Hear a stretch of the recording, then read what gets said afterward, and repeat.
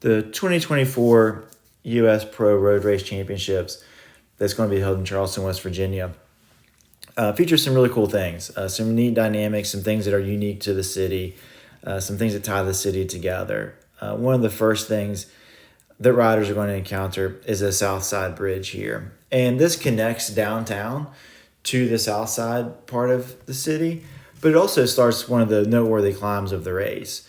So you go across the South Side Bridge and it starts to climb, and then you're going to get dumped into the Bridge Road climb. And that's where we are here. And this climb is really steep. It really will take riders off guard. They're going to just smack them right in the face to start with. This climb starts out at double-digit gradients. We're talking 10, 12%. You're going to see riders, for you analytical nerds out there, you're going to see riders at 5.5, 6, maybe 6.5 watts per kilogram, putting out that type of power. So really, really high power outputs. From the casual fan observing this, what you're going to see is you're going to see riders, draped over their handlebars, just trying to get up this climb. Getting up this climb is one thing, racing up it is another. So this is going to be a really fun and interesting spot to watch the race. A lot of moves will happen here. A lot of people will launch attacks on this part of the climb. And then you're going to be able to hit that road there that we just passed on the left to go over to the other side of the course and see riders come down the Loudon Heights loop. But we'll get to that in a minute. But right now we're on this climb. This climb is really steep from when you turn on Bridge Road, or when the race turns on Bridge Road, to when you get to the top of this climb, or we'll call it the flat part of the climb, the end of the steep section. It's going to take riders 3.5 minutes to get there.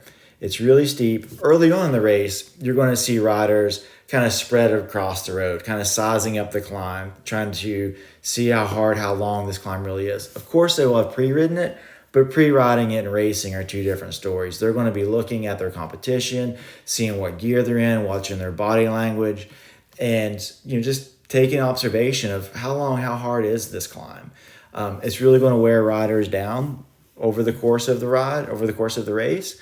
But you're going to see a lot of really cool attacks, massive attacks in the later laps of the race. Early on, I don't expect to see much other than some maybe early breakaway, people trying to get on TV.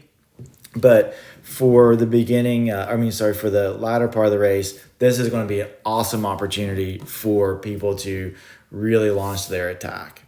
Now, as you come over the steep part of this climb, where we are now, it'll level out and actually go downhill for a minute. So we go through the shops, we go through the pubs, we go through the restaurants here, and this is from a racer standpoint, it's a breath of fresh air. It's, oh my gosh, the pain is over, right? I can relax, I can catch my breath early on in the race.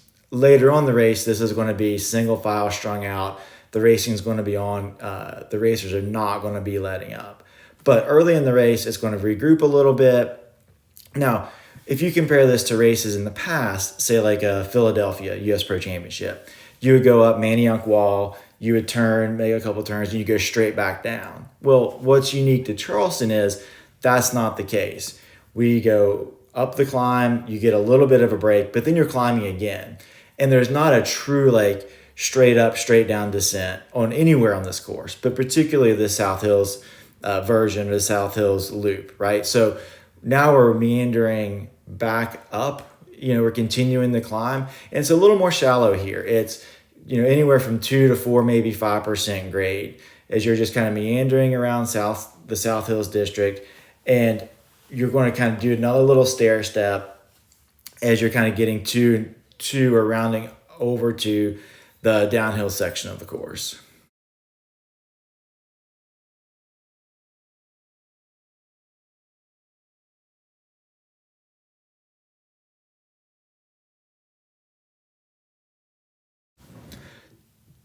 So this section of the South Hills loop, the Bridge Road climb, is deceptively steep. As we all know, cameras don't really do gradients justice. But here it's starting to kick back up, and we're going to come to a little bit of a point where the climb is going to feel like it ends. We're going to kick up to this intersection, and racers are going to feel like, okay, great, the climb is over. And well, that's just not the case. So the racers are going to have a 20 or 30 second little downhill here, probably grab a sip of water, and then just really try to carry their momentum. So a minute ago, I was talking about how there's not a true straight up, straight down, downhill, climbing downhill on this Charleston course. Kind of like some of the previous races have had it. Here's a nice little kicker. You think that you're ready for the downhill. You think the downhill's coming. It's just not there. So you're going to have another 20, 30 second kicker taking you out towards Loudon Heights. So you're going to turn left, or the racers are going to turn left and go down Loudon Heights. But again, it's not just a quick downhill. The racers are going to try to get back up to speed. And even on this downhill, there's going to be a lot of pedaling. There's no point where it goes, okay, great. Like I just climbed for 4 or 5 minutes. Now I'm going to get this nice downhill. The downhill comes in sections. It's an awesome downhill. These racers are going to have full road closure. They're going to be able to go left to right, right to left, use the whole road, really nail these switchbacks and these turns, carrying a lot of speed.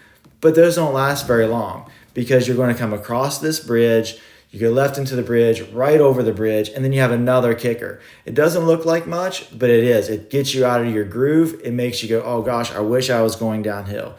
The climb, it just kind of keeps giving and giving and giving. It's not a bunch of a climb, but after having climbed for so long and wanting a little bit of a rest, you're just not going to get it. Now here, you're at the top of the last little bit of a riser, and now you're going to get a descent.